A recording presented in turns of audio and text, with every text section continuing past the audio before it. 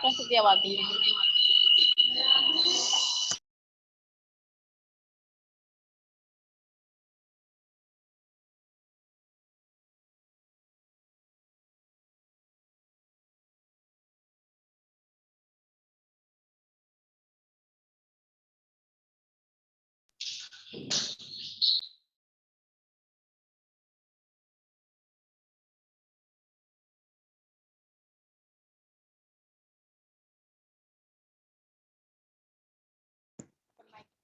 Oh, urung iso-iso.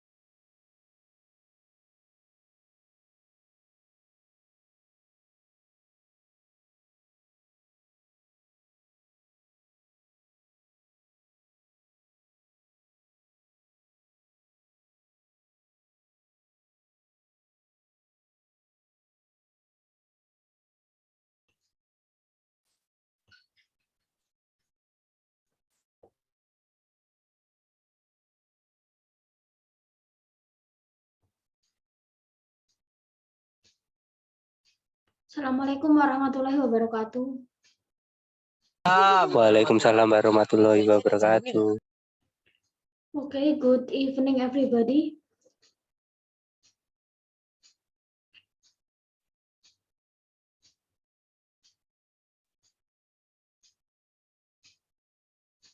Okay, I hope you are okay. Jadi semoga kalian selalu sehat ya. Jadi kita bisa ketemu pada pertemuan kali ini. Jadi thank you very much for joining this class today. Jadi untuk kelas hari ini kita online ya. Jadi mungkin kita juga belum bisa tatap muka dulu ya, karena memang yang satu kelas itu masih di atas 40-an ya. Jadi ibarat kata kita masih jaga jarak ya. Jadi kita juga untuk yang kelas besar, karena saya juga seringnya adalah mengapu kelas besar, memang selama 2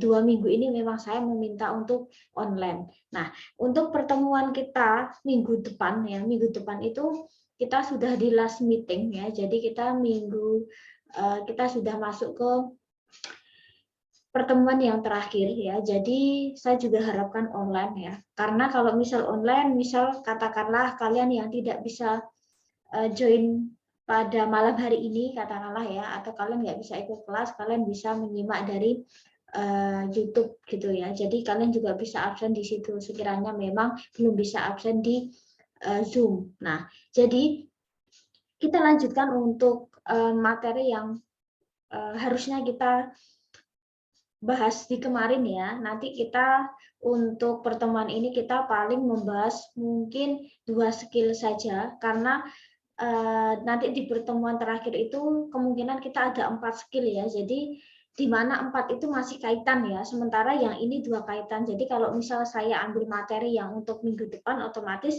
mungkin nggak nyambung ya. Jadi kita mungkin ini ke 2 topik dulu, 2 materi, nanti di next meeting ya kita akan membahas mungkin sekitar 3-4 skill. Nah, jadi dari 60 skill kita paling membahas sampai maksimal di skill 15 ya. Nanti selebihnya insya Allah ya saya akan berikan materi. Saya akan berikan materi dari skill lanjutan yang kita sudah selesai itu ya. Misal kita selesai di skill 15, insya Allah untuk skill 16, 17 dan sampai ke atas insya Allah saya akan berikan, nanti kalian bisa download. Nah, jadi untuk UAS ya, UAS kita nanti pasti ada struktur juga ya. Itu pasti ada struktur juga. Nah, jadi kemungkinan nanti ketika kita di UAS ya, kita akan mengerjakan soal struktur. Kemungkinan nanti mungkin minggu depan ya, mungkin kita sedikit ada tugas lah ya tentang structure, mungkin 40 soal, nanti pas UAS kita juga ada lagi 40 soal. Nah, jadi sebagai bahan latihan saja ya. Jadi untuk misal katakanlah Miss nilainya seperti apa atau berapa ya, paling ya saya hanya tunjukkan bahwa oh ini nilaimu segini, misalnya nilai benarmu segini. Nanti di pertemuan terakhir saya akan bantu untuk mengkonversi ya. Nanti kalian bisa hitung sendiri. Misal saya kasih ini adalah rekapan dari Google Respon misal ya, di reading kalian misal benar berapa di antara 50 misal. Nah, kalian nanti konversikan sendiri. Oh, ternyata kalau misal benar sekian, nilai saya reading sekian misal. Oh, listening kalau nilai benar saya sekian, oh berarti nilai saya sekian. Nah, jadi kalian bisa untuk menghitung sendiri ya, kira-kira nilai kalian itu berapa. Nah, jadi saya akan bantu untuk bagaimana cara untuk menghitung konversi nilai ya. Karena kan kalau kita ujian kemarin dari Google Form kan otomatis kan acak kan, otomatis acak, harusnya TOEFL itu kan memang 3 tes itu berurutan. Misal listening habis listening selesai reading, habis reading selesai harusnya structure. Jadi sebenarnya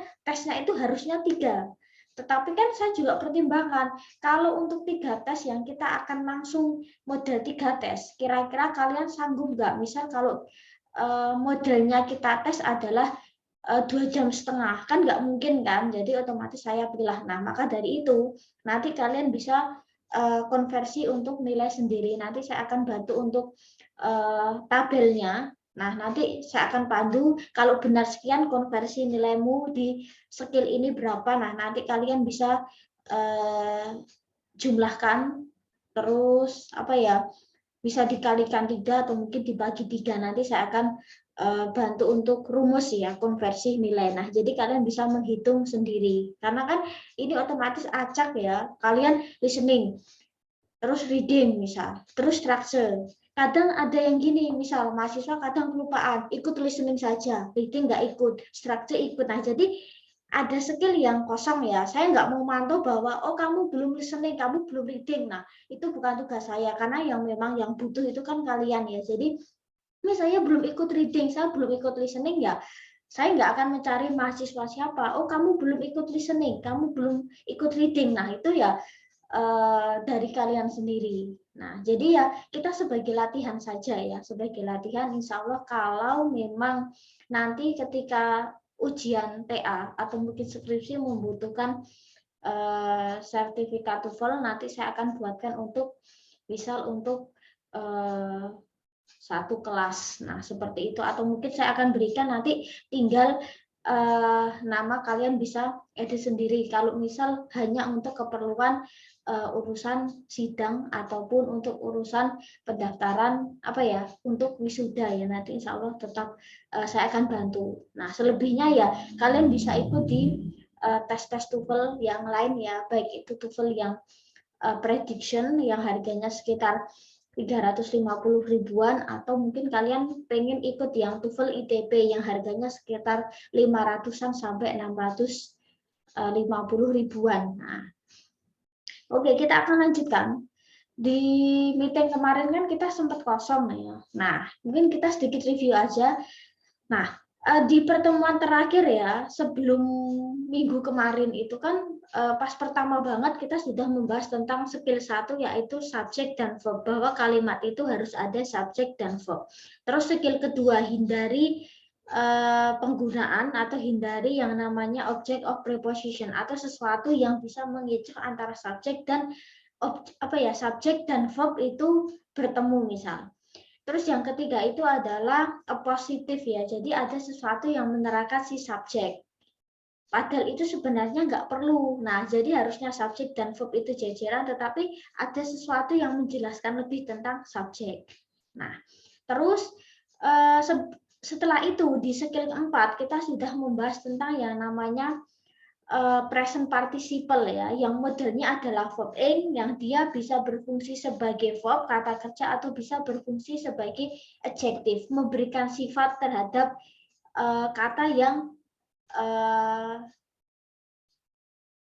melekat gitu ya. Jadi biasanya modelnya adalah memberikan sifat kepada kata benda yang melekat misal. Nah, terus sebelumnya juga kita sudah bahas yang namanya past participle yaitu penggunaan verb 3 yang intinya juga bisa sebagai verb ya, fungsinya bisa sebagai verb yang biasanya digunakan untuk membentuk kalimat pasif atau bisa juga digunakan untuk memberikan sifat ya terhadap kata benda yang melekatnya. Nah, kemarin kita di situ. Nah, terus sebelumnya juga kita sudah bahas tentang yang namanya konjungsi atau yang namanya adalah kata hubung ya. Kata hubung itu bisa kata hubung yang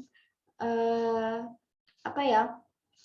Modelnya itu simple ya. Misal kayak penggunaan and, but, or, so, misal apa ya? Dan atau terus sehingga jadi. Nah, kita sudah bahas itu kan and, or, but, so atau mungkin kata penghubung yang lain, misal kayak kata after, ya setelah, sebelum, after, before, terus apalagi ya, because misal karena, terus meskipun, although, even though misal, since, sejak, well itu bisa sambil atau well itu bisa artinya sambil, if, jika, because of. Nah, kita sudah bahas itu di kemarin ya. Intinya adalah kata hubung. Nah, ketika kalian menemui soal yang identik dengan kata hubung, maka kuncinya adalah satu, perhatikan konteks kalimat. Ya, jadi ketika kita sudah menemukan yang biasanya opsinya itu adalah kata hubung, berarti ya kita setidaknya harus paham. Ya, kita setidaknya harus paham katakanlah oh kalimat ini tuh konteksnya apa. Jadi mungkin sedikit bisa kayak kita mengartikan kalimat itu ya. Nah, nanti kita sesuaikan kira-kira kata hubung yang pas apa. Nah, jadi kita boleh kok pakai versi kayak bahasa Indonesia, nanti kira-kira yang pas kata hubungnya yang mana. Yang sesuai dengan konteks di dalam kalimat. Nah, kemarin kita membahas 3 skill tentang kata hubung, karena kata hubung itu sangat-sangat banyak. Jadi kita harus pandai-pandai menyesuaikan ya dengan konteks atau makna dari kalimat. Nah, oke. Terus kita akan ke skill 9 dan skill 10 ya. Nah, skill 9 itu adalah noun clause connector. Nah, kita sekilas aja ya tentang clause. Clause itu adalah klausa.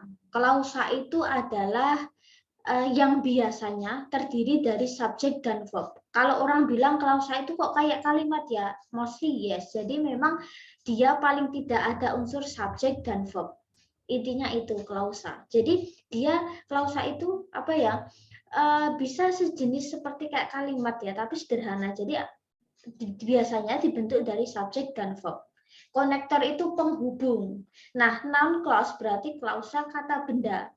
Nah, noun itu kata benda. Nah, oke. Jadi di sini kalau kita baca bahwa noun clause adalah klausa yang berfungsi sebagai kata benda. Dia bisa apa ya? Dia bisa berfungsi sebagai subjek, objek, kata kerja atau object of preposition. Nah, kita ngulang lagi di object of preposition.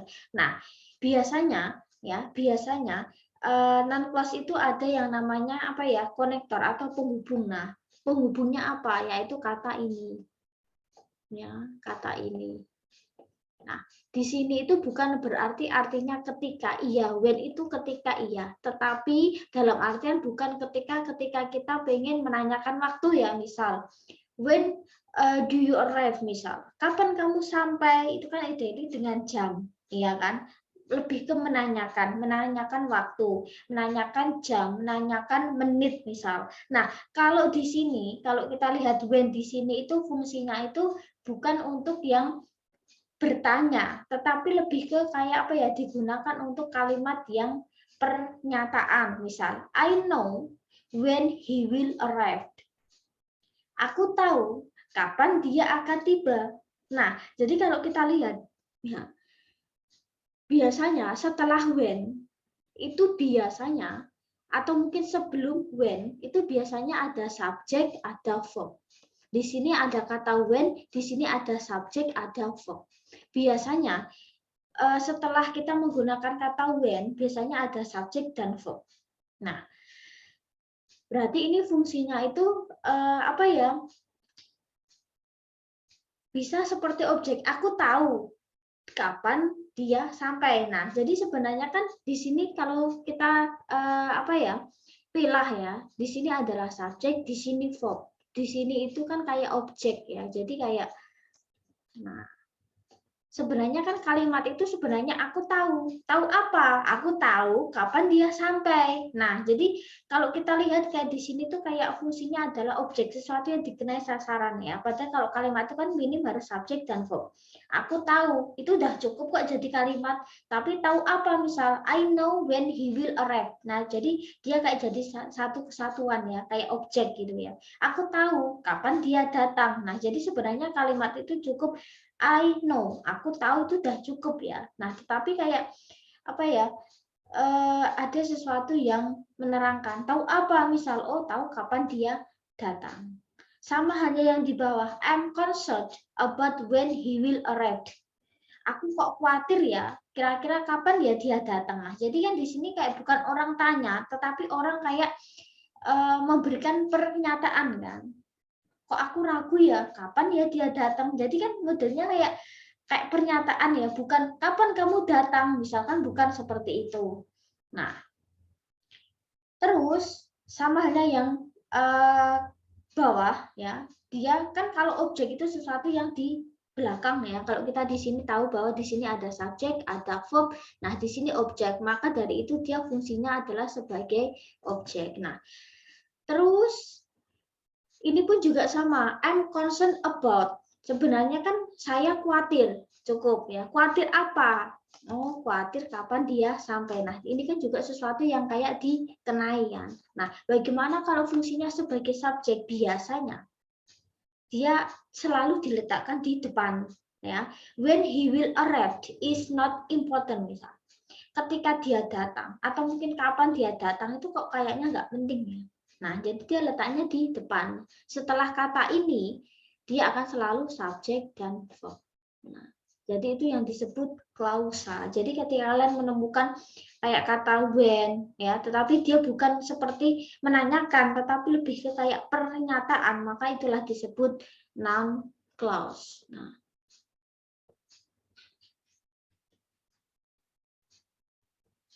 terus selain nah ini ternyata ya.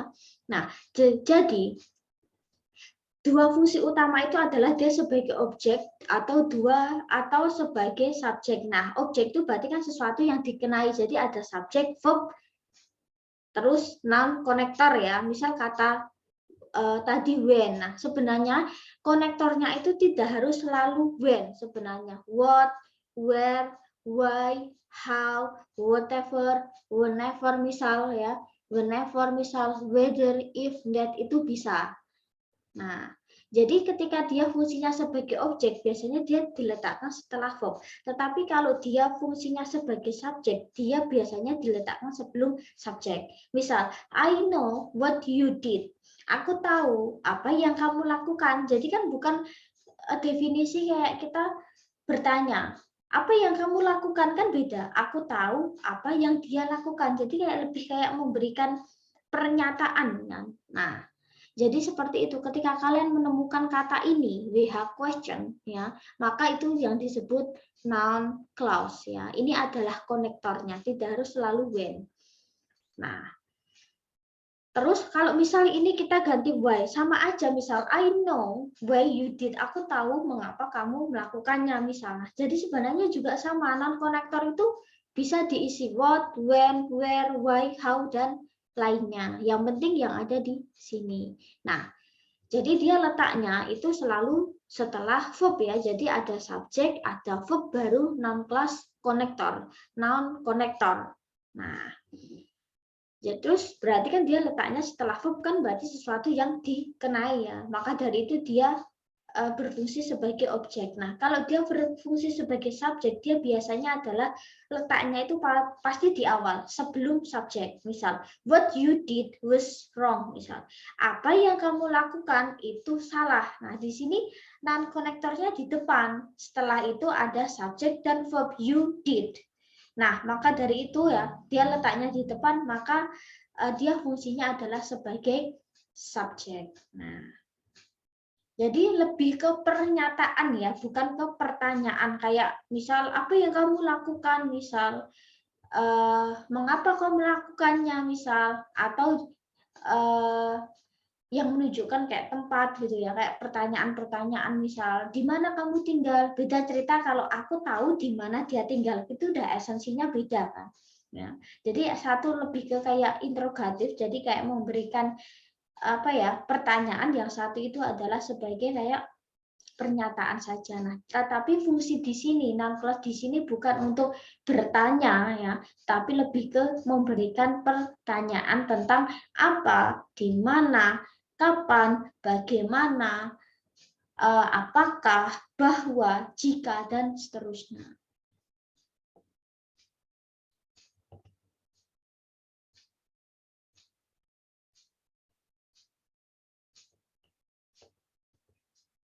Nah, misal where she is now ya is still unknown misal. Ya. Di mana dia sekarang masih belum diketahui misalnya. Misal saya ganti aja. Nah, misal ya, where she goes is still unknown. Misal, di mana dia pergi belum diketahui. Jadi kemana dia pergi belum diketahui. Kalau kita lihat di sini kan ya, kayak penggunaan where, when, what itu di depan ya. Jadi fungsinya adalah sebagai subjek. Nah, setelah itu harus selalu ada subjek dan verb. Nah, di sini itu harus sinkron. Ya, misal di mana dia pergi masih belum diketahui. Nah, when they arrived is still uncertain, misal ketika dia sampai atau ketika mereka sampai masih nggak tentu alasannya. Misal what my mother cooks is tasty, apa yang ibuku masak itu sangat enak. Nah, jadi bukan ke pertanyaan ya, tapi bukan ke pertanyaan tapi ke pernyataan.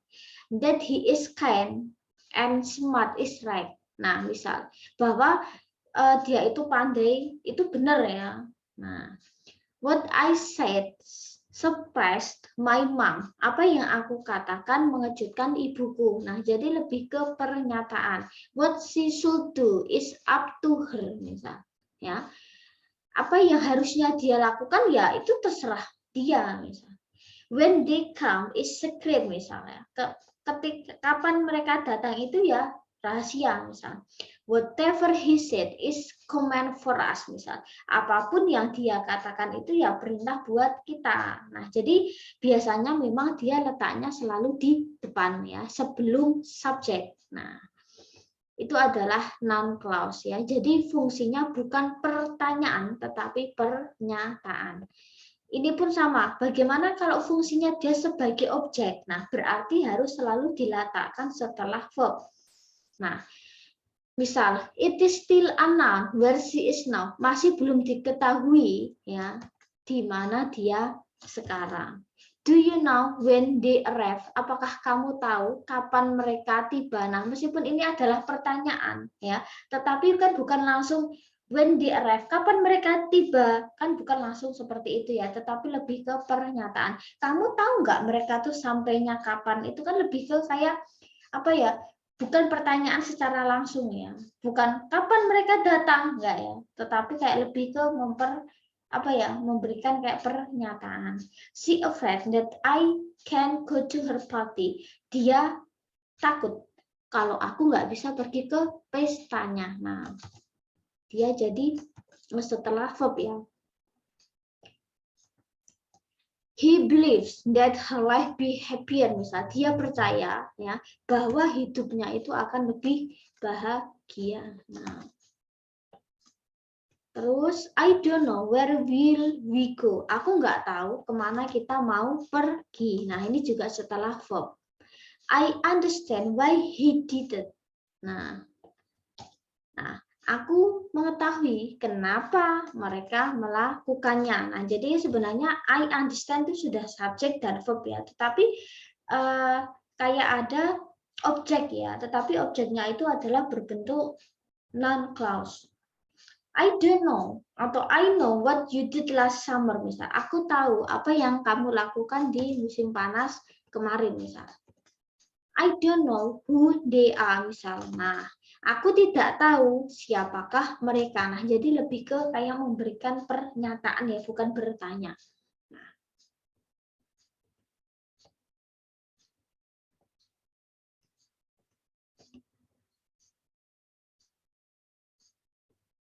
Nah, ini pun sama.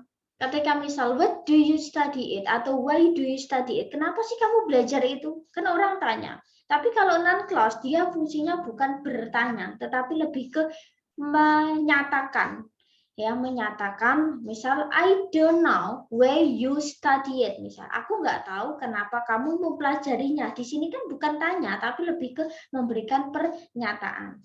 Nah, terus misal yang bawah ya, saya akan tanda hitam di sini. Misal, what did you learn? Misal, nah, apa yang kamu pelajari?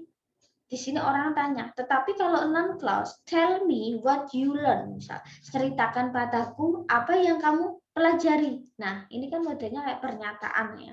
Jadi bukan menanyakan. Where does Mr. Sam go?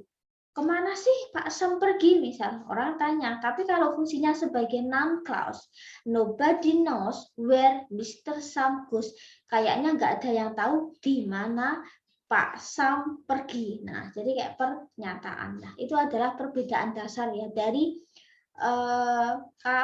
kalimat tanya dengan non-clause. Sama-sama dari kalimat tanya ketika kita ingin menanyakan sesuatu, ya itu sama pakai we have question, pakai what, ya apa, why mengapa, who siapa, where di mana, when kapan. Nah, tetapi fungsinya adalah fungsi kalimatnya ya. Kalimat tanya ya fungsinya untuk bertanya.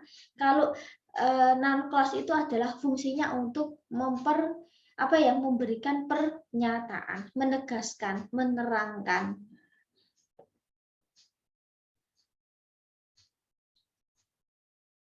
Oke, misal ada soal seperti ini misal. Nah,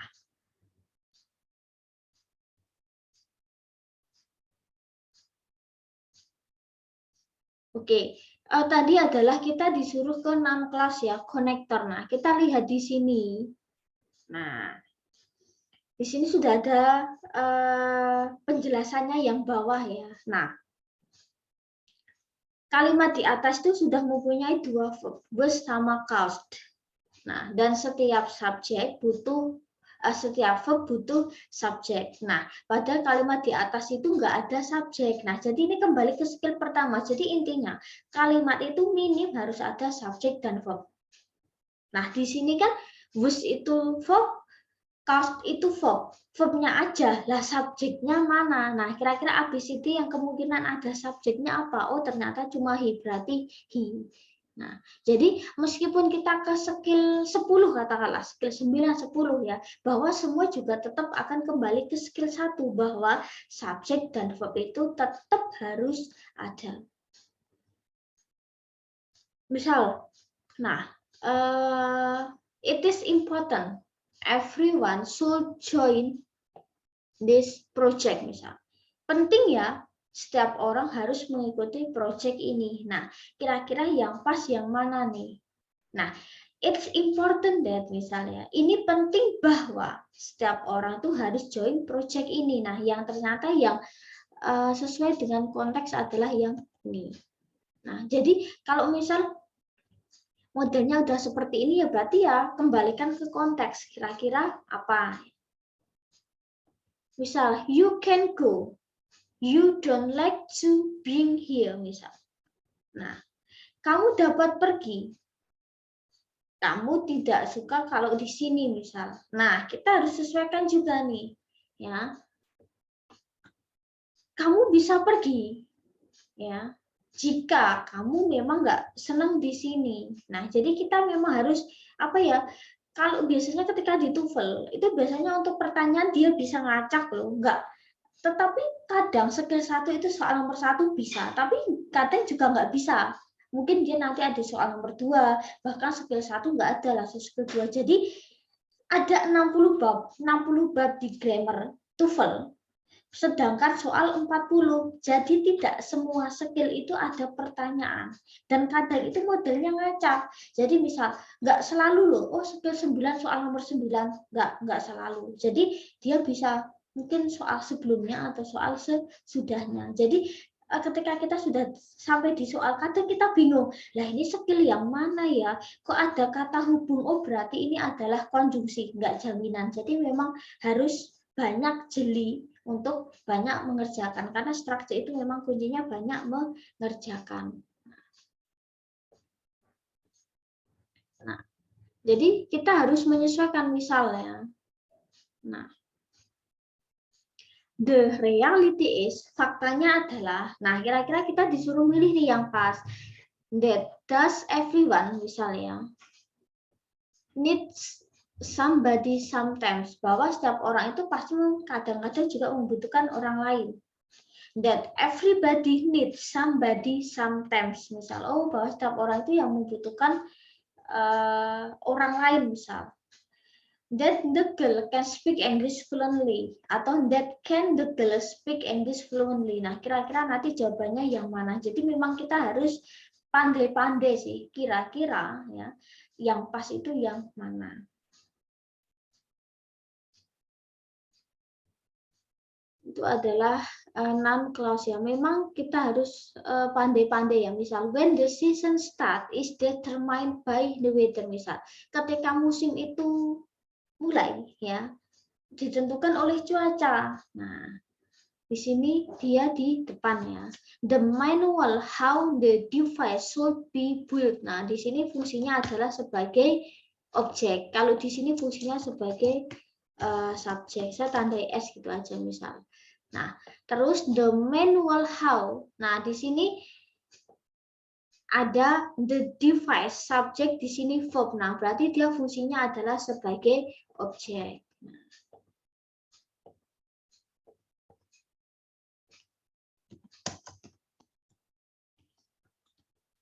The schedule indicated if the teams will be playing in the final game. Nah, di sini juga objek juga. Kenapa? Karena di sini sudah ada subjek, ada verb.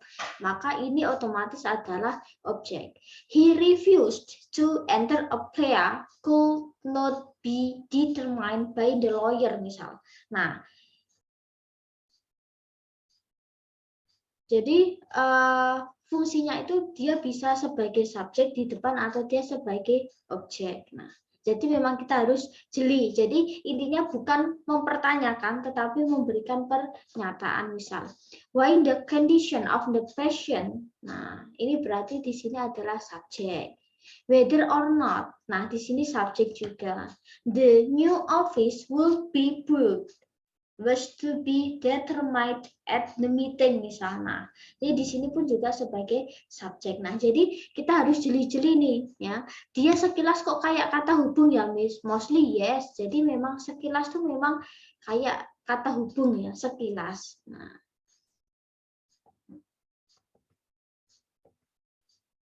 Oke, itu adalah yang 9. Kita akan yang ke-10 yang terakhir. Ya, skill 10 tadi adalah non clause, sebenarnya juga ini hampir sama kayak yang tadi ya. Nah, jadi ya non clause itu fungsinya tadi ya, dia bisa sebagai subjek, dia bisa sebagai objek. Skill 10 itu hampir sama sebenarnya ya. Nah, oke, kita akan coba ke soal di sini misal. Nah, was on television made me angry misal. Nah, di sini kok ada subjek, di sini was itu verb.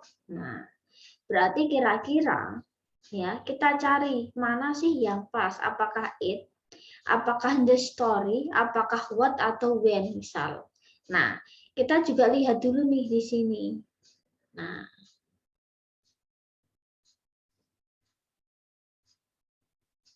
di sini kalau kita lihat ya, dia ada dua verb yaitu was ya dan made. Dan setiap verb juga butuh subjek. Nah, kalau jawaban A dan B itu tidak bisa katakanlah ya. Nah, di sini sebenarnya sudah ada sih sebenarnya ya, tinggal dibaca aja. Nah, kalau di sini kalau kita lihat berarti dia kan fungsinya sebagai subjek ya. What was on television made me angry. Apa yang ada di TV itu membuatku marah. Nah, di sini fungsinya kan dia kan sebagai subjek, terus di sini verb. Nah,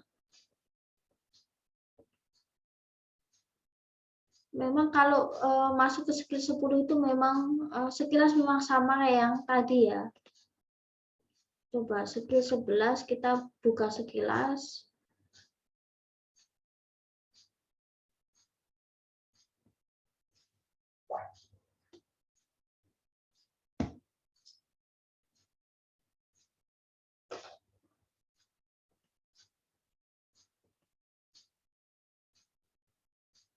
Jadi memang hampir sama sih. Kadang tuh ada dia katakanlah satu materi tetapi memang sama. Tapi intinya itu ya, non clause konektor itu dia fungsinya bisa sebagai subjek dan objek ya. Dia bisa berfungsi sebagai subjek, pasti dia selalu diletakkan di awal atau mungkin dia diletakkan setelah verb ya, atau fungsinya adalah menjadi objek. Nah, kalau dia subjek berarti dia sebelum verb gitu ya, sebelum subjek. Kalau dia fungsinya sebagai objek maka dia adalah setelah verb. Nah, jadi hanya sepele saja.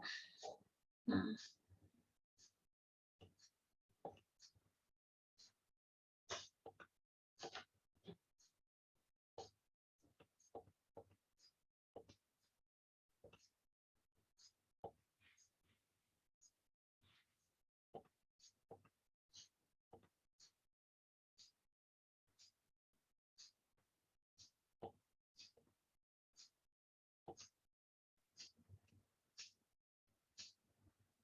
oke.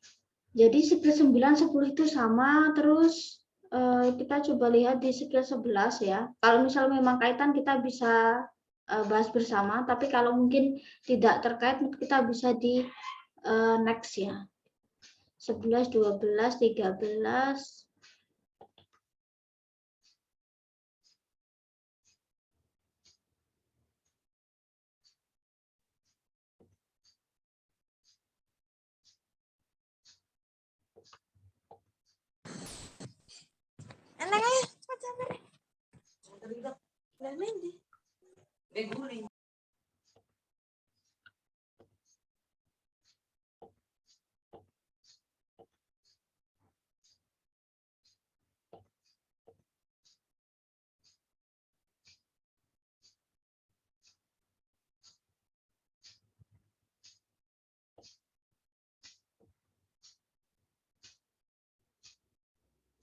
Oke, sekilas ya kita ke 11 ya. Nah, sedikit saja. Nah, 11 itu kalau tadi itu adalah non-clause, fungsinya bisa sebagai subjek dan objek, kita akan ke adjective clause. Nah, jadi adjective clause itu lebih ke klausa yang menggambarkan kata benda. Ya, jadi lebih ke apa ya? Kalau tadi non-clause itu lebih ke kayak klausa kata benda, kalau di sini adalah klausa kata sifat. Jadi dia kayak mensifati kata benda yang di sampingnya. Nah, misal ya, kalau kita lihat di sini, kata who itu mengacu ke orang, ya, siapa tapi orang. Which itu atau that itu bisa mengacu ke apa ya? Objek gitu ya, lebih bisa ke hewan, bisa ke benda. Kalau whose itu lebih ke possession, kepemilikan, punya siapa misal. When itu lebih ke mengacu ke waktu, where itu mengacu ke tempat. Nah, misal ya, kalau kita artikan misal the cake that she bought was delicious. Roti yang dia bawa enak. Roti yang mana sih? Itu loh roti yang dia bawa. Oh, roti yang itu. Nah, jadi dia kayak mensifati kata benda, ya, mensifati si subjek. Jadi memberikan sifat atau mungkin kita bisa sebut dia memberikan penjelasan yang lebih tentang si subjek. The people who live next door are good neighbors misal. Nah, orang yang ya, jadi di sini artinya yang orang yang tinggal di pintu sebelah itu tetangga yang baik. Nah, di sini kan kalau kita lihat that itu kan mengacu ke benda kan, benda. Contohnya benda itu apa? Ya cake itu, roti. Kan roti itu bisa apa ya? Termasuk ke kata benda kan. Berarti roti yang mana? Oh, roti yang sedang dibawa misal. Nah, maka dari itu di sini adalah sebagai konektornya adalah that karena ini adalah benda ya. Kan benda. Kalau di sini kenapa konektornya adalah who? Karena mengacu ke siapa? Orang yang ya di sini yang, tetapi kan mengacu ke people. People itu orang. Maka dari itu kita memakai who. Who itu kan lebih ke mengacu ke orang kan, refers to person kan, misal. Ya, who is she misal? Siapa dia? Who is he misal? Siapa dia? Nah, jadi ya mengacu ke orang. Maka dari itu kita harus memang menyesuaikan ya untuk adjective clause-nya. Kita ngikutin kira-kira subjeknya itu mengacu ke hewan, misalnya benda. Katakanlah mungkin bisa ke orang, mungkin bisa ke benda, mungkin bisa ke hewan ya. Dia akan ngikutin. Nah, di sini the game which was played yesterday ended in a tie misal. Nah, game yang dimainkan kemarin. Nah, di sini kita bisa pakai that, bisa pakai which. Kenapa di sini? Oh, karena di sini kita lihat the game. Game itu kan kata benda ya. Nah, maka dari itu kita bisa menggunakan which atau that. Nah, terus misal di sini where itu kan identik dengan di mana atau tempat. Misal I visited the town where they meet. Aku mengunjungi kota. Kota yang mana sih? Itu loh kota di mana mereka ketemu. Nah, jadi kan di sini ya, adjective clause-nya itu kan menunjukkan ke lokasi. Lokasi mana? Ya, kota itu. Town itu kan meskipun dia kata benda tetapi mengacu ke kota ya, kayak nama tempat. Maka dari itu kita menggunakan where. Aku mengunjungi kota. Kota yang mana sih misal? Itu loh kota di mana kita ketemu. Nah, whom itu kayak sesuatu yang ya, yang apa ya? Kayak yang kita kenai ya. Pemimpin yang kita pilih ya akan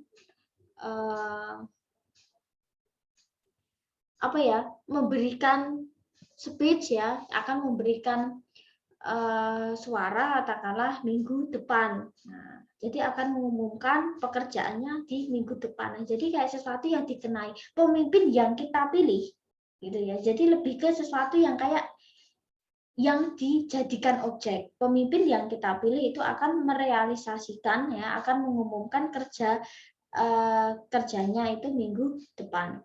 Nah, kalau whose itu adalah kepemilikan. Misal, do you know the woman whose picture is in the magazine? Misal, kamu tahu nggak wanita yang gambarnya itu ada di majalah? Jadi kayak kepemilikan, ya, yang memiliki, ibarat kata yang memiliki gambar, ya, yang kamu tahu nggak wanita yang ada di gambar ini misalnya, ya, yang ada di majalah. Jadi kayak menunjukkan kayak kepemilikan.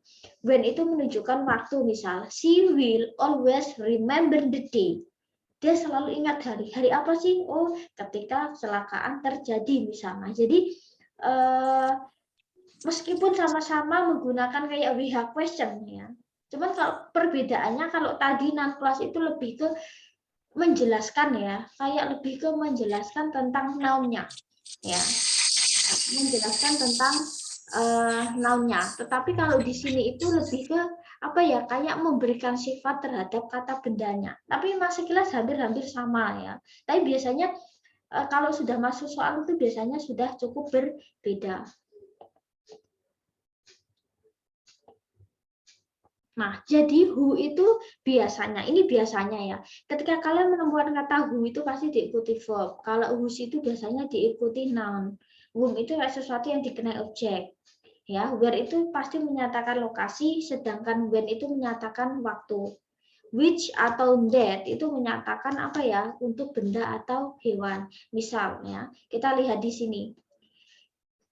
Seorang gadis tinggal ya di seberang jalan itu bibiku. Nah, kita fokusnya ke sini, the lady. Yaitu kira-kira, nah, the lady itu kira-kira orang. Nah, berarti kira-kira mana nih yang dia mengacu ke refers to people? Oh, berarti adalah who. Nah, biasanya kalau who itu diikuti dengan verb ya. Nah, berarti kan wanita yang tinggal di seberang jalan itu bibiku.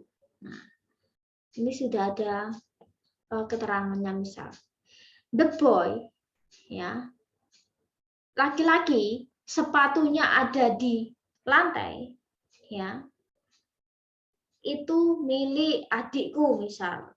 Nah, terus kalau kita lihat di sini itu biasanya kembali ke sini, ya, who itu biasanya diikuti dengan verb, whose itu biasanya dengan noun ya. Nah, kalau kita lihat di sini itu ada noun kan, sepatu. Nah, berarti laki-laki yang memiliki sepatu yang ada di lantai ya, yang memiliki sepatu ada di lantai itu adalah adikku ya.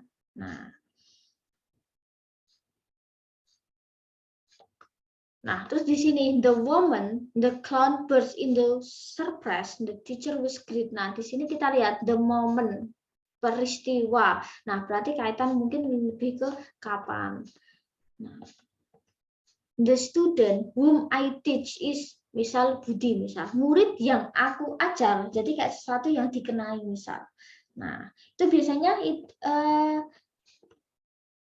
nah, sebenarnya sudah ada kuncinya di sini ya, pasti menggunakan ini biasanya.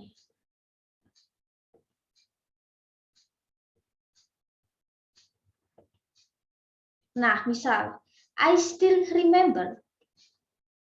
Ya. The place, tempat itu mengacu ke apa? Oh, pasti ini, where. Aku masih ingat tempat di mana aku letakkan mobile phone. Nah, kayak gitu sih. Misal, give me the reason you study in English online misal. Nah, berikan aku alasan. Biasanya kalau identik dengan reason pasti adalah yang ini. Why? Jadi memang soalnya tuh bisa campur ya kayak yang tadi ya, kayak non class tuh bisa campur ya. Nah, jadi seperti itu sih. Memang hampir-hampir sama ya. Jadi mungkin kadang kalau yang tadi non clause sama adjective clause itu bisa loh, dia cuma satu soal ya. Yang penting kita harus menyesuaikan kira-kira apakah dia menggunakan who. Kalau dia reverse-nya ke orang berarti who. Kalau dia kayak sesuatu yang dikenai jadi objek berarti whom. Atau menunjukkan kepemilikan berarti pakai whose misal. Atau misal katakanlah yang menunjukkan tempat berarti menggunakan where. Menunjukkan waktu berarti menggunakan when. Jadi tinggal kayak gitu aja sih. Itu di skill 11.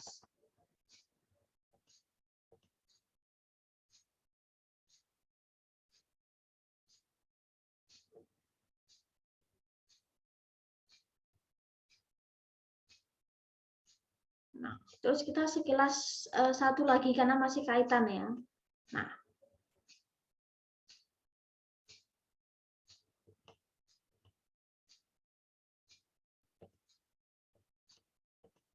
Nah, terus kalau kita lihat di sini, memang konektornya kan sama ya, bisa menggunakan who, which, that, when, where, why juga.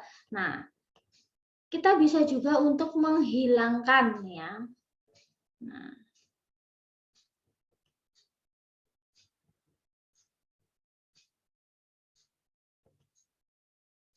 sebentar.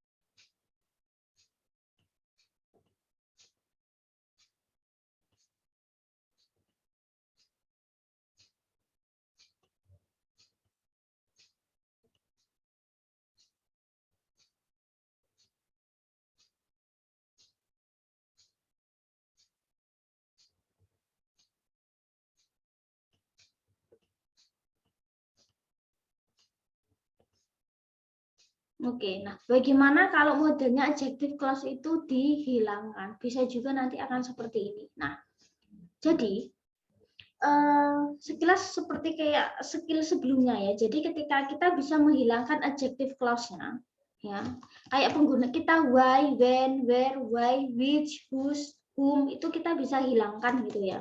Nah, terus yang kedua, kita mengganti kata kerjanya itu ya menjadi verb ing, menjadi present participle, atau kita juga bisa mengganti kata kerjanya menjadi past participle ya, menjadi verb 3. Nah, misal seperti ini sekilas saja. Nah, jadi misal the student who always studies in the library is my friend. Nah, kalau kita lihat kan di sini kan konektornya adalah who, menunjukkan kan orang. Murid yang mana sih? Murid itu loh yang selalu belajar di perpus itu temanku ya. Jadi kayak menjelaskan si student, menjelaskan si subjeknya, menjelaskan orangnya.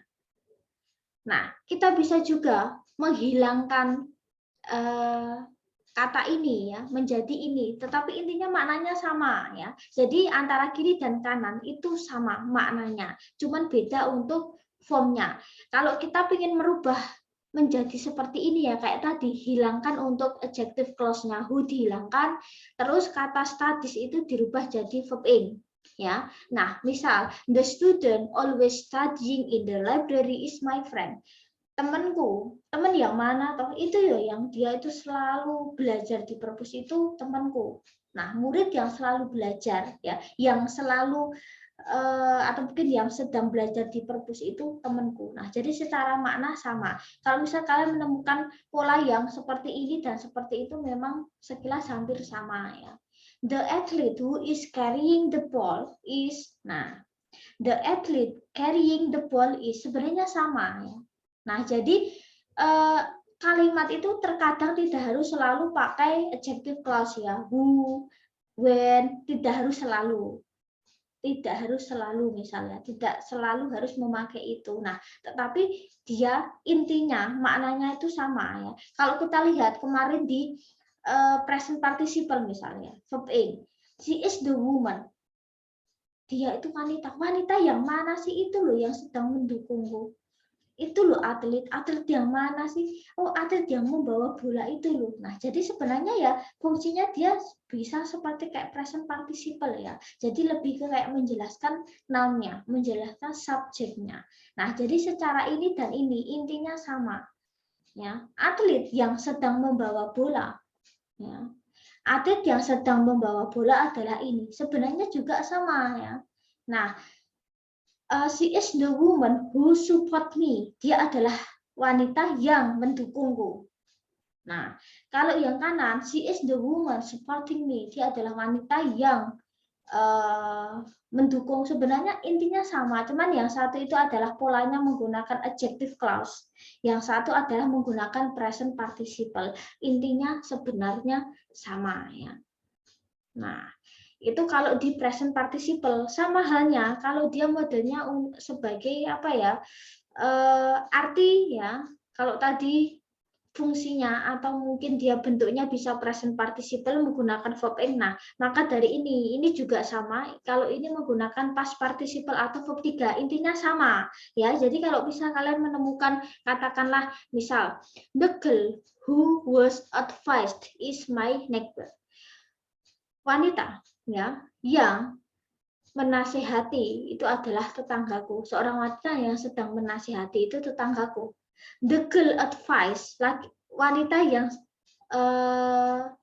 menasihati itu adalah tetanggaku. Nah, jadi ya penggunaannya itu terkadang kalau kita menggunakan kata who was itu terlalu apa ya, mubazir kadang, kepanjangan, nggak fleksibel. Nah, maka dari itu kita bisa menggunakan ini verb ing atau verb 3. The car which is being parked, there is Ferrari misal. Mobil yang sedang diparkir di sana Ferrari. Mobil yang diparkir di sana Ferrari. Jadi cuma artinya tuh kayak dihilangkan yang sebenarnya. Tapi ya tidak hanya itu. Cuman kalau ini akan lebih simpel daripada kalau kita memakai who is, who was, which is, where is gitu loh. Jadi lebih simpel aja ya. Tapi intinya pun sama. Nah, intinya sama, cuman memang penulisannya yang agak cukup beda. Kalau ini versi yang kanan versi simpel, kalau ya ini versi ribet kalau saya menurut saya ya. Jadi kayak the girl who, nah kadang kan itu terlalu apa ya, grammar banget ya. Tetapi kadang kita bisa menggunakan kayak gini, yang dulu the girl who smile, one is my neighbor misal. Gadis yang sedang tersenyum itu saudaraku. Nah, atau the smiling girl is my neighbor. Nah, jadi sebenarnya hanya masalah pemaknaan gitu ya, lebih versi simpel atau lebih versi yang apa ya, ribet gitu ya. Nah, jadi kadang kalau misal kalian menemukan satu teks tuh jarang kadang berpakai berbelit-belit ya. The girl who was smiling misal, sama the girl smiled, itu sebenarnya juga intinya sama ya. Ini kalau yang kiri versi ribet ya, yang adjective clause itu versi yang mungkin lebih panjang ya. Kalau yang sebelah kanan kita bisa menggunakan present dan past participle itu versi simple. Intinya sama. Ini juga kaitan sama present dan participle yang kemarin ya.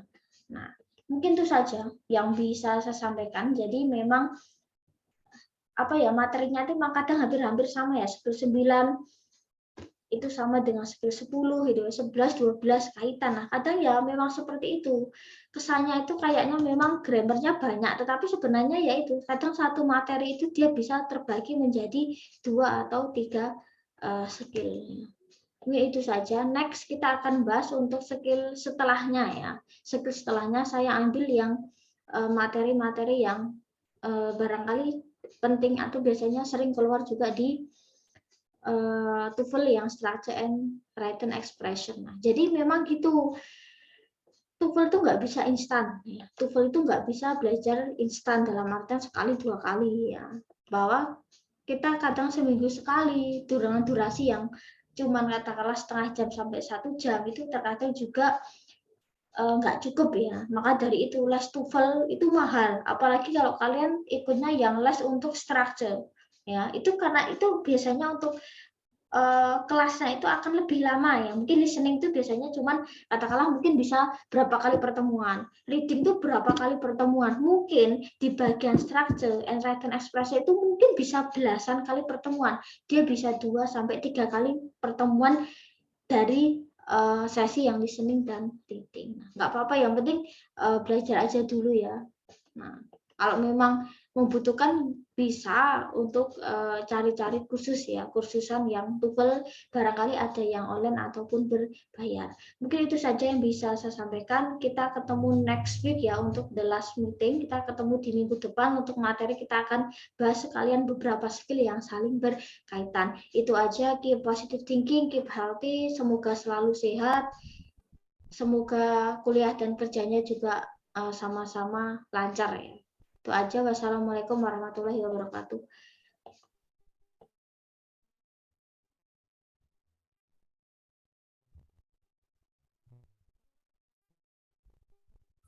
Waalaikumsalam warahmatullahi wabarakatuh.